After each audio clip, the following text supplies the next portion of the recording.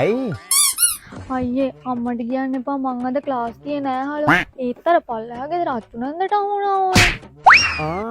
ඕක හිතන්න එපා ඔයි අපිත් ඔය කාලේ ඔහොම තමයි අපි ඕක සේව් කරගමු ඈ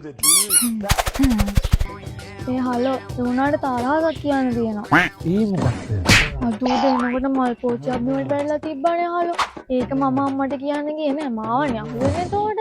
අර එහා ගෙදර කිංසුදු කොහෙද හලෝ කල්ලා තියෙන්නේ. මාත්‍යාට රහසක් කියන්නේ ඒ මොකද්ද?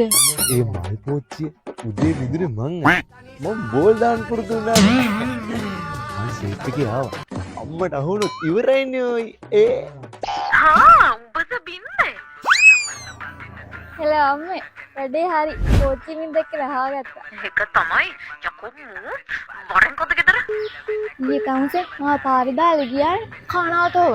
වසනවටම ලැබුණු එකෙක් මං අම්මගේ තාත්තගේ බාලම කොල්ලු මෙල්ල වෙන්න කොල්ල කාරවත් හරි ලෝ වෙන්න නැති වෙන්න සංකරගත